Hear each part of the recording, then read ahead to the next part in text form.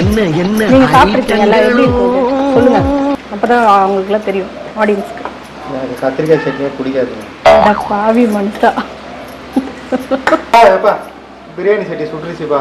ஐயோ, அப்போ முகல் பிரியாணியா ஆம்பூர் பிரியாணி? முகல் பிரியாணியா ஆம்பூர் பிரியாணியா? இது சேலம் பிரியாணி. ஏன்னா நான் சேலத்துக்கு அறியில. பார்த்து எடுங்கங்க, கையை சுட்டுக்கிட்ட பிரியாணி. மைதா மாவு ஏன் போட்டீங்கன்னு சொல்லவே இல்லை. மைதா மாவு போட்டாதான் போட்டேன். அது கலருக்காக போட்டேன். ஒரு ஸ்பூன் தானே போட்டேன், காரம் பத்தாது. சட்டி வைக்கிற கழுவே இல்லை. இது தம் போடுறதுக்கு நான் வச்சிருக்கேன் ஒரு பழைய தோசைக்கல். பிரியாணிக்கு எதுக்குப்பா கத்திரிக்காய் வைக்க? எவ்வளவு டிஸ்டர்ப் கத்திரிக்காய். வெல்கம் டு ஃபீனிக்ஸ் கிச்சன் மக்களே. இன்றைக்கி நம்ம சிக்கன் பிரியாணி பண்ண போகிறோம். 1.5 கிலோ. ஸோ நான் அரிசி எடுத்து 3 தடவை வாஷ் பண்ணி ஊற வச்சுக்கிறேன். நான் யூனிட்டி அரிசி தான் எடுத்திருக்கேன். அடுத்து பார்த்திங்கன்னா சிக்கனும் அதே அளவு தான் எடுத்திருக்கேன். இது 1.5 கிலோனா அதுவும் 1.5 கிலோ தான். வெங்காயம் பார்த்திங்கன்னா நான் பெரிய வெங்காயத்தில் ஒரு 7 வெங்காயம் எடுத்திருக்கேன். 6 தக்காளி எடுத்திருக்கேன். ஒரு கைப்பிடி அளவு புதினா, கொத்தமல்லி, காரத்துக்கு ஏற்ப பச்சை மிளகாய், தயிர், பிரியாணி தாளிக்க தேவையான பொருட்கள்லாம் எடுத்து வச்சுருக்கேன். வாங்க நம்ம பிரியாணிக்கு தேவையான எண்ணெய் ஊற்றிருக்கேன். எண்ணெயே இப்போது பிரியாணி தாளிக்க தேவையான பொருளெல்லாம் நான் போட்டுக்கிறேன். வெங்காயம் போட்டுக்கலாம்.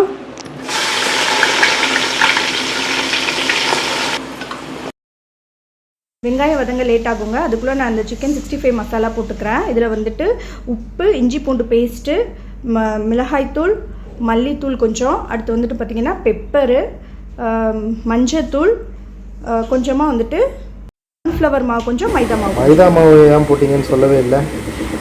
மைதா மாவு போட்டால் தான் நல்லா கடையில் கிடைக்கிற மாதிரியே சிக்கன் 65 நமக்கு ஒட்டாமல் உதிராமல் நல்லா கிறிஸ்பியாக வரும். அதுக்காக தான் கொஞ்சமாக ஆட் பண்ணியிருக்கேன், ரொம்ப இல்லை, கொஞ்சமாக. சொல்லணும்ல, இது இன்னுமே நல்லா கலர் மாறணுங்க. பிரியாணிக்கு எதுக்குப்பா கத்திரிக்காய் வைக்க? நான் அப்படியே ஷாக் ஆயிட்டேன். கத்திரிக்காய்க்கு பிரியாணி இல்லாமல, பிரியாணிக்கு கத்திரிக்காய் வேணும்ல, கத்திரிக்காய் தொக்கு அது இருந்தால் தானே ஃபுல்ஃபில் ஆகும். உங்களுக்கு ஒன்று தெரியுமா, நான் ஆல்ரெடி கேசரி பண்ணிட்டேன், நீங்கள் இல்லாதப்போ. நீங்கள் வர லேட் ஆச்சு. ஆக்சுவலாக வேர்க்கடலையில் தான் செய்யணும், வேர்க்கடலை இல்லை. கூட செஞ்சாலும் நல்லா தான் இருக்கும். வேற போட்டு சத்தம் சுத்தமாக கேட்க மாட்டேது. இந்த ஃப்ளைட் சவுண்டில் கேட்டுச்சா என்னன்னு தெரியல உங்களுக்கு. வேர்க்கடலையில் தான் செய்யணும், ஆனால் நம்ம வேர்க்கடலை இல்லை, அதனால் முந்திரி போட்டு செய்கிறேன். நல்லா தான் இருக்கும். ஒரு ஸ்பூன் மிளகு, கொஞ்சமாக ஜீரகம்,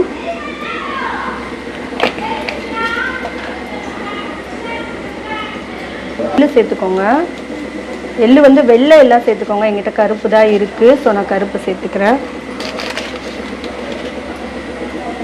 பார்த்தீங்கனாலே போதும்.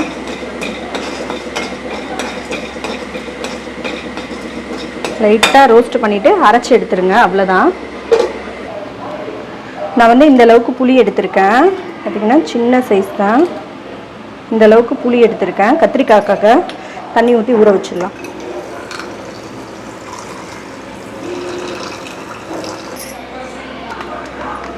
எண்ணெய் ஊற்றிக்கோங்க. எண்ணெய் கொஞ்சம் தாராளமாகவே ஊற்றிக்கோங்க. கடுகு, கொஞ்சமாக ஜீரகம் போட்டுக்கோங்க. அடுத்து மிளகு சேர்த்துக்கிறேன்னா.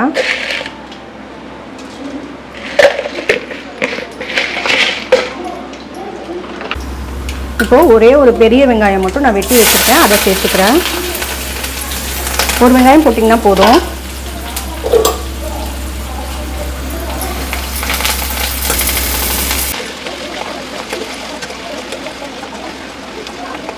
நல்லா வதங்கட்டும்.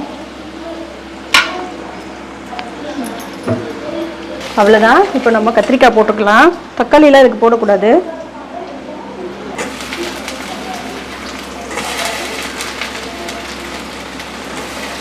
நான் கொஞ்சமாக தாங்க செய்கிறேன் கத்திரிக்காய்.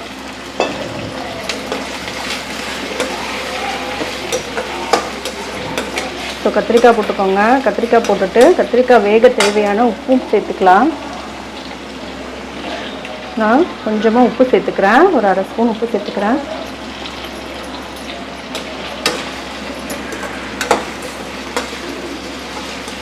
வாங்க அப்போ கருகிடுச்சுப்பா.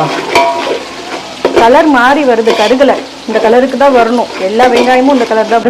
வறுத்து வச்சதை அரைச்சிட்டு வந்தாச்சு. இது இன்னும் கொஞ்சம் மாறட்டும். நான் ஒரு டிஷ்ஷே செஞ்சிருவேன் போல் அதுக்குள்ளே, இது முடியறதுக்குள்ளே. இப்போ மஞ்சத்தூள் மிளகாத்தூள்லாம் சேர்த்துக்கலாம். மசாலா கொஞ்சமாக மஞ்சத்தூள் சேர்த்துக்கிறேன். ஒரு ஸ்பூன் மிளகாத்தூள் சேர்த்துக்கிறேன். கொஞ்சமாக தனியா சேர்த்துக்கிறேன்.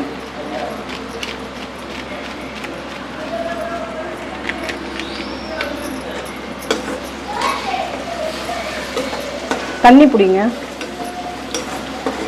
நம்ம எடுத்து வச்சுருந்த புளி இருக்கு இல்லைங்களா, அதை கரைச்சி ஊற்றிடுங்க. இந்த புளி தண்ணியிலேயே இந்த கத்திரிக்காய் நல்லா வேகட்டும். அப்போ தான் அந்த புளிப்பு டேஸ்ட்டு நல்லா இருக்கும். கத்திரிக்காய் நல்லா வெந்த அப்புறம் வதங்கின அப்புறம் நம்ம அரைச்சி வச்சுருக்கிறத சேர்த்துடலாம். அந்த முந்திரியையும் இதையும் உள்ளக்க சேர்த்துடலாம். அவ்வளோதான், கத்திரிக்காய் வேகட்டும். எப்பா பிரியாணி சட்டி சுட்டுருச்சுப்பா. ஐயோ பார்த்து எடுங்கங்க, கையை சுட்டுக்கிட்ட பிரியாணி. தள்ளி நின்னுக்கோங்க.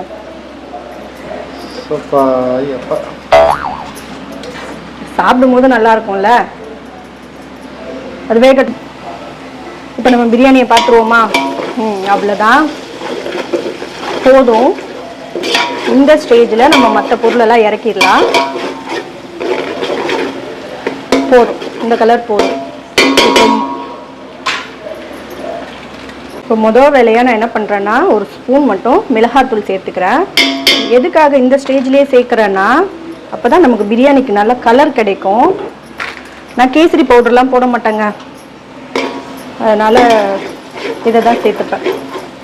இதுவே நல்லா கலர் கொடுக்கும் உங்களுக்கு, ட்ரை பண்ணி பாருங்கள். அப்படியே அந்த எண்ணெயில் எல்லாம் நமக்கு பிரியாணி கலர் இறங்கிடும். இப்போ இதுக்கு அடுத்து நீங்கள் ஒவ்வொரு பொருளாக சேர்த்துக்கலாம். பிரியாணி இஞ்சி பூண்டு பேஸ்ட்டு சேர்த்துக்கலாம். இது வந்து 1.5 கிலோ பிரியாணிக்கு நான் வந்து 4 ஸ்பூன் சேர்த்துக்கிறேன்.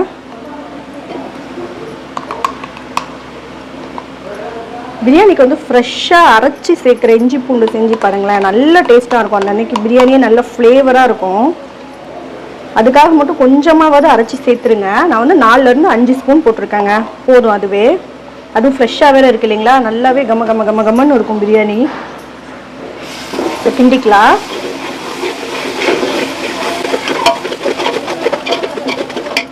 இப்போ பச்சை மிளகாய் ஆட் பண்ணிக்கிறேன். உங்கள் காரத்துக்கு ஏற்ற மாதிரி நீங்கள் சேர்த்துக்கோங்க. பார்த்தீங்கன்னா ஒரு 7 பச்சை மிளகாலேருந்து 8 பச்சை மிளகாக்குள்ளே சேர்த்துருக்கேன். நீங்கள் உங்கள் காரத்துக்கு ஏற்ற மாதிரி சேர்த்துக்கோங்க. இப்போ நான் ஒரு கைப்பிடி நல்லா புதினா எடுத்துக்கிறேன். புதினாவும் அதே மாதிரி ஒரு கைப்பிடி ஃபுல்லாக கொத்தமல்லியும் சேர்த்துக்கிறேன்.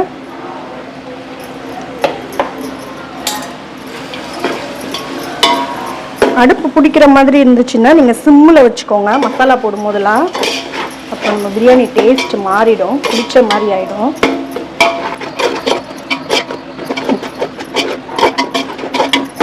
இப்போ நான் மசாலாலாம் சேர்த்துக்கிறேன்.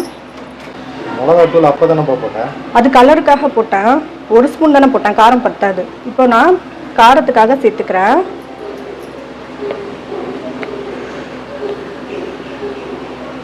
கூட 1 ஸ்பூன், அவ்வளோதான். இதுக்கு மேலே சேர்க்காதீங்க. இது வீட்டில் அரைச்ச தூள் தாங்க, அதனால் அவ்வளோவா காரம் இருக்காது. அதனால தான் 1.5 ஸ்பூன் போட்டேன். கடை தூளாக இருந்துச்சிங்கன்னா நீங்கள் ஒரே 1 ஸ்பூன் போட்டிங்கனாலே போதும். அப்போது கலருக்கு ஒரு 1/2 ஸ்பூன் போட்டுட்டு இப்போ நீங்கள் 1 ஸ்பூன் போட்டிங்கனாலே போதும். இது வந்து வீட்டு தூள், காரமாக அவ்வளோவா இருக்காது. அதனால தான் நான் அப்போ 1 ஸ்பூன், இப்போ வந்து ஒரு 1.5 ஸ்பூன். ஏன்னா 1.5 கிலோ இல்லைங்களா, கொஞ்சம் பிரியாணி காரசாரமாக இருந்தால் தான் நல்லாயிருக்கும்.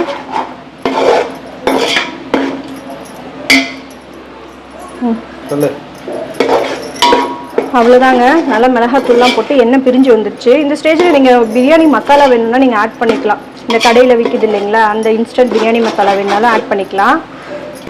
இப்போ நீங்கள் தக்காளி ஆட் பண்ணிக்கோங்க. இது தக்காளி பார்த்தீங்கன்னா ஒரு நல்ல பெரிய சைஸ் தக்காளி, ஒரு 7 தக்காளி எடுத்திருக்கேன். ஆட் பண்ணிக்கோங்க.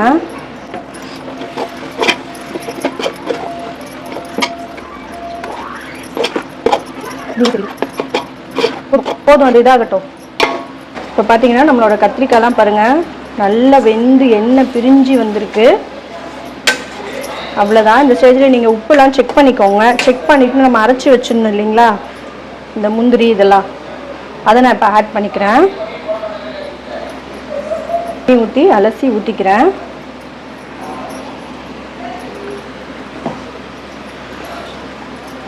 இது ஊற்றினோடனே நல்லா நமக்கு திக்காக வரும். ஏன்னா நம்ம முந்திரிலாம் போட்டிருக்கோம் இல்லைங்களா. வேர்க்கடலை கூட அதுக்காக தாங்க போடுறது.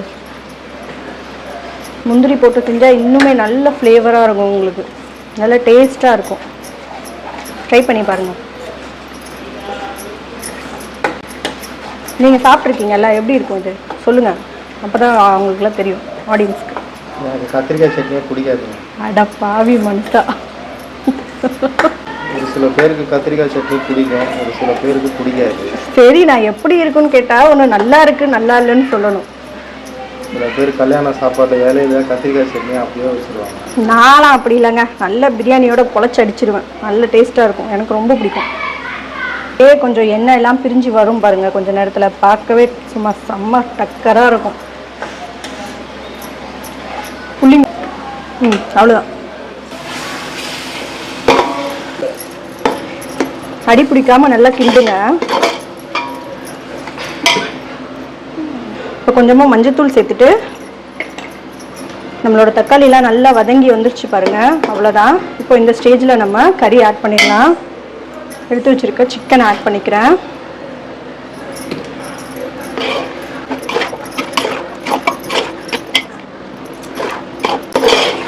புளி பிடிச்சிக்கோப்பா, புளி பிடிக்காம நீ பாட்டுக்கு கையில் பிடிக்கணும். இப்போ நான் தயிர் ஆட் பண்ணிக்கிறேன். தயிர் பார்த்தீங்கன்னா நான் ஒரு அரை பாக்கெட் தயிர் ஆட் பண்ணியிருக்கேன். அதாவது 1/4 லிட்டர் தயிர் ஆட் பண்ணியிருக்கேன்.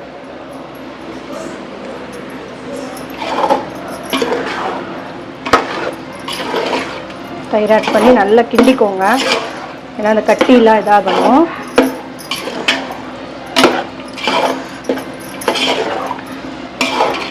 பிரியாணி நிறைய மெத்தடில் செய்யலாங்க. இது ஒரு மெத்தடான பிரியாணி. உங்களுக்கு நான் இன்னும் மட்டனில் வேறு மாதிரி செய்யலாம், பீஃபில் வேறு மாதிரி செய்யலாம். உங்களுக்கு ஒவ்வொரு தடவை நான் ஒவ்வொரு மாதிரி செஞ்சு காமிக்கிறேன்.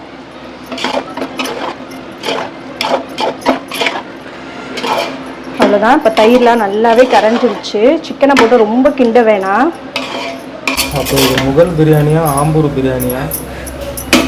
முகல் பிரியாணியா ஆம்பூர் பிரியாணியா? இது சேலம் பிரியாணி. ஏன்னா நான் சேலத்துக்கறியில் நான் கருப்பு எள்ளு போட்டதுனால தான் இந்த மாதிரி கலராக இருக்குது. நீங்கள் வெள்ளை எள்ளு சேர்த்துக்கோங்க. ஆனால் எந்த எள்ளுமே உடம்புக்கு நல்லது. வெள்ளையை விட கருப்பு தான் வந்து உடம்புக்கு நல்லதுங்க. நீங்கள் சும்மா ஒரு காய்கறி பெரட்டும் போது கூட கடுகு போட்டுட்டு கொஞ்சமாக எள்ளு சேர்த்துக்கோங்க, ரொம்பவே நல்லது உடம்புக்கு. குழந்தைங்களுக்கு கூட நீங்கள் கொடுக்கலாம். அவ்வளோதான், நம்மளோட கத்திரிக்காய் ரெடி. ஸோ இதை ஆஃப் பண்ணிடலாம். அவ்வளோதான், கத்திரிக்காய் முடிஞ்சுது. இப்போ நம்ம பிரியாணியை இப்போ கறி போட்டிருக்கேன் இல்லையா, கறி கூடயே நான் வந்து ஒரு ஸ்பூன் உப்பு சேர்த்துக்கிறேன். ஏன்னா அப்போ தான் கறியில் வந்துட்டு தண்ணி பிடிக்கும், கறியில் வந்துட்டு உப்பு பிடிக்கும். அதுக்காக இந்த ஸ்டேஜில் உப்பு காரம்லாம் கூட செக் பண்ணிக்கலாங்க. தண்ணி ஊற்றிட்டும் நீங்கள் செக் பண்ணிக்கலாம். நான் தண்ணி ஊற்றிட்டு தான் செக் பண்ணுவேன். ஏன்னா அப்போ தான் நமக்கு பர்ஃபெக்டாக கிடைக்கும். இறக்கும் போது இதை காமிங்களா, இந்த பாத்திரத்தில் எனக்கு கரெக்டாக இந்த அளவு இருந்தது. ஸோ நான் வந்து இதே பாத்திரத்தில் இதே அளவு தண்ணி, இன்னொரு அரைப்படி தண்ணி, ஓகேங்களா? அதாவது 1.5. ஆன் பண்ணுங்க. என்னங்க புரியல? அதாவது ஒரு கிளாஸ்க்கு 1.5 கிளாஸ் சொல்கிறேன் நான். இப்போது ஒரு பாத்திரம் ஃபுல்லாக இருந்ததா, ஸோ அதில் நான் வந்துட்டு ஒரு பாத்திரம் ஃபுல்லாக தண்ணி எடுத்துகிட்டு மறுபடியும் வந்து ஒரு அரை பாத்திரம் தண்ணி எடுக்க போகிறேன். புரிஞ்சுதா? இவங்களுக்கு புரியலன்னா விடுங்க, உங்களுக்கு புரிஞ்சதில்லை, அது போதும். பார்த்தீங்கன்னா நான் அந்த பாத்திரத்தில் அரை பாத்திரம் எடுத்துருக்கேன், சரிங்களா? ஒரு 1, இப்போ ஒரு அரை, ஸோ 1.5. நீங்கள் இதுக்கு வந்துட்டு சிக்கன் அவ்வளோதான், போதும். இப்போ மூடி போட்டுருங்க. இது ஒரு கொதி வரட்டும்.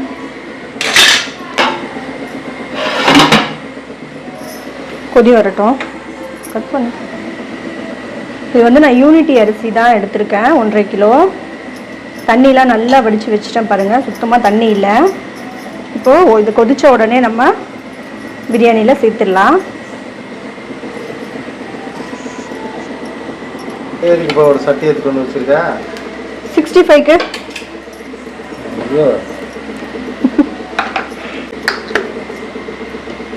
எண்ணெய் காஞ்சிருச்சு. ஃபஸ்ட்டு லெக் பீஸ் தான் போடுறேன். என் பையனுக்கு அதுதான் ரொம்ப பிடிக்கும், அதனால் அதை ஃபஸ்ட்டு போட்டேன்.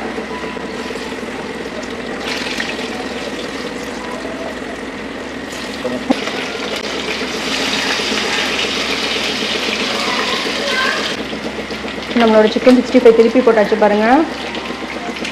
பார்க்கவே செம்ம கலர்ஃபுல்லாக இருக்குது பாருங்கள்.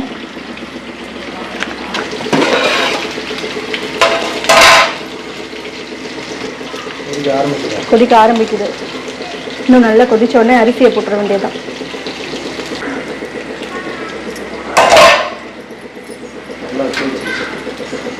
ஆமாம், நல்லா கொதிக்குது.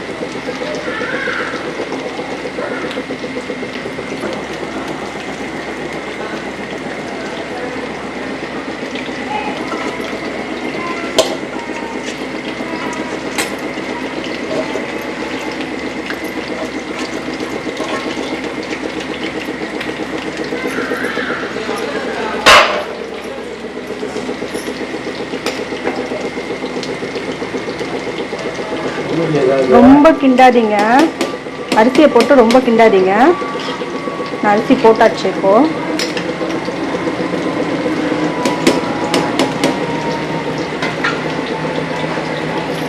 இப்போ உப்பு காரம்லாம் இந்த டைமில் செக் பண்ணிக்கலாம். நான் உப்பு போடவே இல்லை, கறிக்கு மட்டும் தான் உப்பு போட்டிருந்தேன்.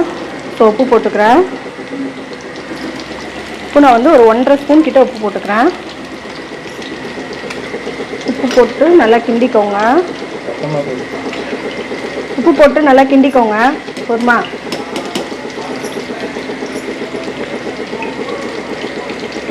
சரிங்க. அப்புறம் எப்படிங்க உப்பு காரம் செக் பண்றது?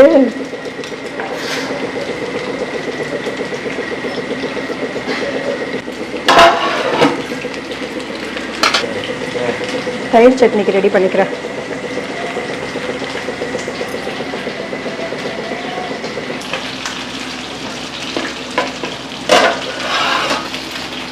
கொதிக்குது.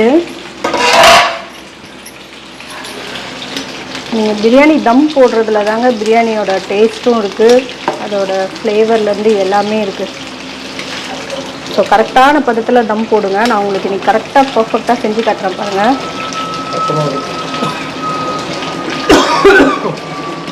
இன்னுமே தண்ணி நல்லா வற்றணும். மூடி போட்டே வேக வைங்க, ஒன்றும் பிரச்சனை இல்லை. இப்போ வந்து அடி பிடிக்காது, அதனால் தைரியமாக மூடி போட்டு வேக வைங்க. தண்ணி நிறையாவே இருக்குது, தண்ணி குறையட்டும். இது கேசரி. நீங்கள் இல்லை கேமராமேன் இல்லை, அதனால் நானே செஞ்சுட்டேன். இங்கே பாருங்கள் எப்படி எடுக்கிறேன் பாருங்கள், எப்படி வருது பாருங்கள் நம்ம கேசரி.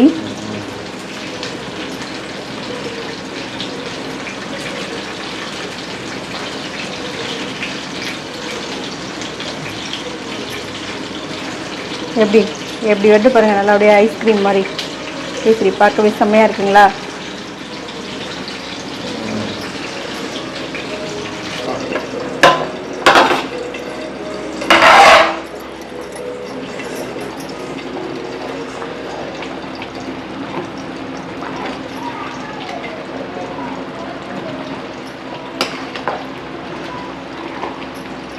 சாப்பாடு உடையாமல் நல்லா கிண்டுங்க.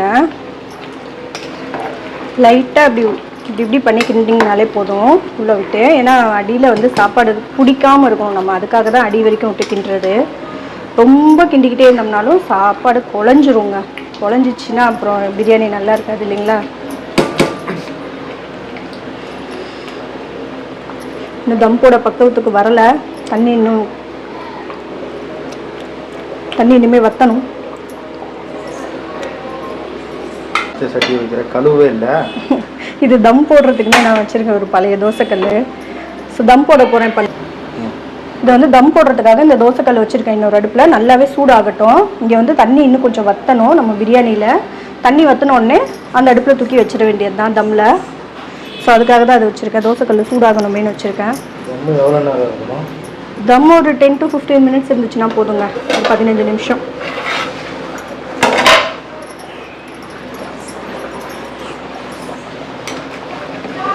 மட்டும் பிடிக்காம அப்பப்போ கிண்டி விடுங்க.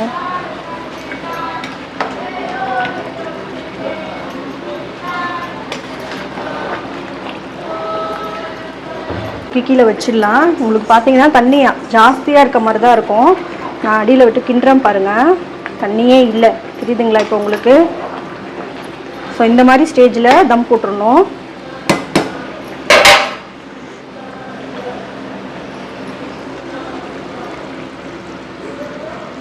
கொஞ்சம் ஜாக்கிரதையாக பண்ணுங்கள். இப்போ அந்த தோசைக்கல்லில் சூடாகிட்டு இருந்துச்சு இல்லைங்களா, அதை எடுத்து நான் நல்லா ஃபுல் ஸ்பீடில் தான் வைக்கிறேன். ஃபுல் ஸ்பீடில் வச்சுட்டு நல்லா உட்காந்துருச்சான்னு செக் பண்ணிக்கோங்க. நல்லா அடுப்பில் நல்லா உட்காந்துருச்சான்னு செக் பண்ணிக்கோங்க.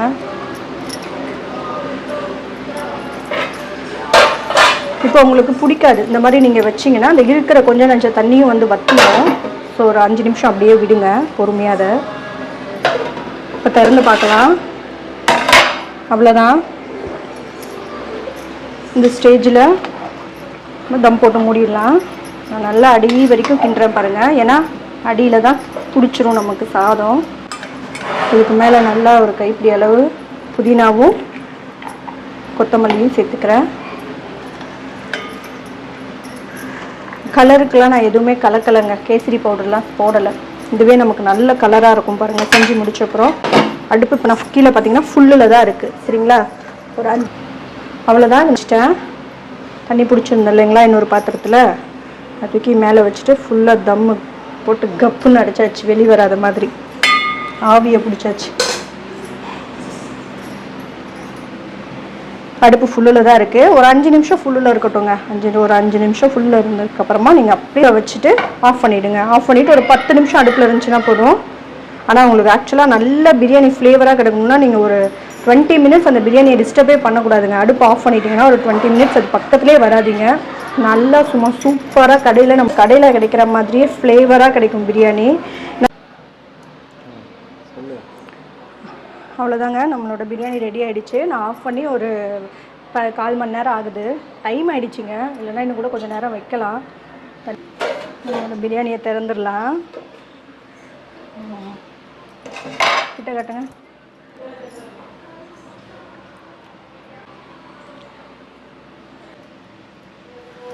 ஒரு பிரியாணி பாருங்கள், உடையாமல் இருக்குது பாருங்கள் அரிசியெல்லாம். நம்மளோட பிரியாணி சூப்பராக ரெடி ஆகிடுச்சிங்க. இதுதான் ஃபைனல் லுக்கு. அந்த அன்றைக்கி நான் என்னென்ன செஞ்சிருந்தேன்னு பாருங்கள். கேசரி, ரைட்டா, கத்திரிக்காய் தொக்கு, அடுத்து நம்மளோட ஹீரோ சிக்கன் பிரியாணி, அப்புறம் சிக்கன் 65 எல்லாமே வேறு லெவலில் வந்துருந்ததுங்க. சூப்பராக. நீங்களும் மறக்காமல் இதே மாதிரி ட்ரை பண்ணி பாருங்கள். வீடியோ பிடிச்சிருந்துச்சுன்னா நம்ம சேனலை மறக்காமல் லைக் பண்ணுங்கள், ஷேர் பண்ணுங்கள், சப்ஸ்கிரைப் பண்ணிவிடுங்க மக்களே.